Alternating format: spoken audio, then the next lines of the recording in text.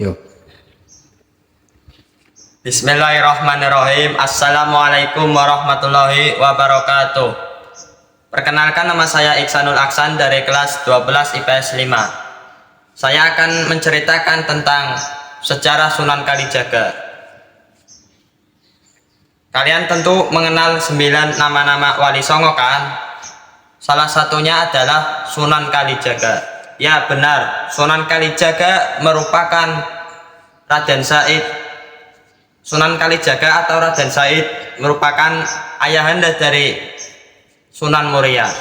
Sunan Kalijaga terkenal karena dakwahnya yang mempadukan unsur Islam dengan kebudayaan masyarakat Jawa. Pada suatu desa di utara Jawa, masyarakatnya mengalami paceklik dikarenakan kemarau panjang yang tak berkesudahan. Masyarakatnya semakin sengsara karena harus membayar pajak kepada pemerintah Majapahit. Raden Said Kecil adalah seorang putra bangsawan Adipati Tuban yang bernama Arya Wilatikta. Meskipun begitu, ia lebih menyukai kehidupan bebas yang tidak terikat dengan adat istiadat kebangsawanan. Ia lebih suka bergaul dengan rakyat jelata, dan dari situ ia menjadi paham tentang kehidupan masyarakat Tuban. Jika malam tiba, Raden Said Kecil suka berdiam diri di kamarnya dan memandangkan ayat-ayat suci Al-Quran. Ia memandangkan ayat-ayat suci Al-Quran hingga larut malam, sampai penjaga kadipaten tertidur lelap. Setelahnya, Raden Said Kecil mengambil sebagian hasil bumi yang disetorkan rakyat untuk pemerintahan Majapahit. Kemudian hasil bumi tersebut dibagi-bagikan kepada rakyat yang saat itu sangat membutuhkannya. Tentu saja rakyat sangat terkaget-kaget sekaligus girang karena menerima rezeki yang tak terduga. Tetapi rakyat tidak tahu siapa yang memberi rezeki itu, karena Raden Said melakukannya secara diam-diam. Tiap malam Raden Said selalu melakukan perbuatannya itu, sampai pada suatu hari kepala kadipaten memergokinya. Setelah itu ayahnya sang Adipati Wilatikta kemudian menghukumnya. Ia dikurung di kamar kosong selama kurang lebih 1 bulan. Di masa akhir-akhir pengurungannya, Raden Said kemudian kabur dan meninggalkan istana kadipaten. Raden Said berkelana dan mengembara. Ia masih mencuri harta saudagar kaya yang kikir. Meskipun ia mencuri, tapi ia tidak pernah memakan hasil curiannya itu untuk dirinya sendiri, melainkan untuk orang-orang yang fakir.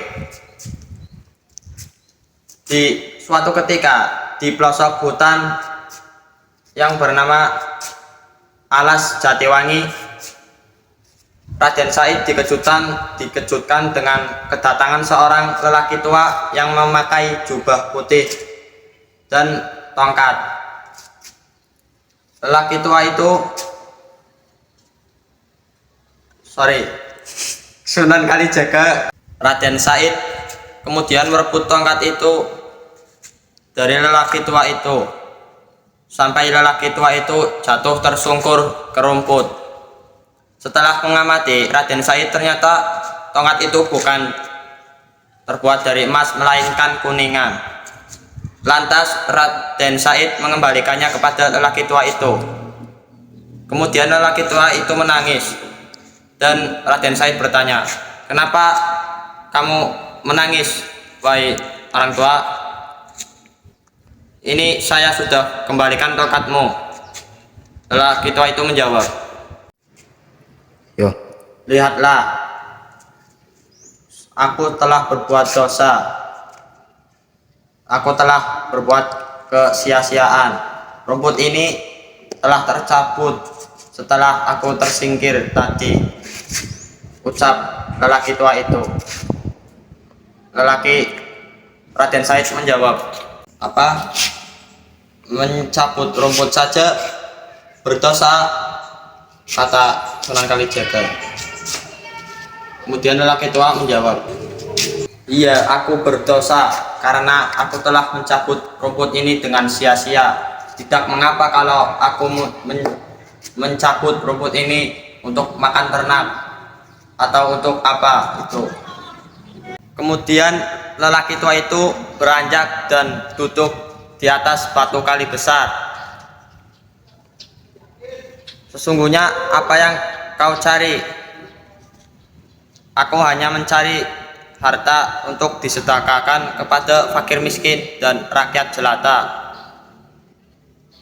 Niatmu mulia, tapi caramu yang salah. Kemudian lelaki tua itu pergi ke bibir sungai dan Raden Said mengikutinya. Raden Said meminta agar beliau bisa menjadi muridnya. Lalu lelaki tua itu menancapkan tongkatnya ke bibir sungai dan beliau berkata, tunggulah di sini sampai aku kembali. Raden Said diperintah untuk menunggu tongkat itu dan tidak boleh beranjak sebelum lelaki tua itu kembali menemuinya. Raden Said pun menerima syarat itu untuk bisa menjadi muridnya. Ketika lelaki tua itu pergi, Raden Said teringat kisah Ashabul Kahfi yang meminta kepada Tuhan untuk ditidurkan dalam gua kahfi untuk berdoa. Lalu Allah pun mengabulkan doa Raden Said dan Raden Said tertidur selama kurang lebih 3 tahun. Setelah 3 tahun kemudian lelaki tua itu kembali menemuinya dan membersihkan Raden Said dan menamainya sebagai Sunan Kalijaga. Sekian, terima kasih. Wassalamualaikum warahmatullahi wabarakatuh.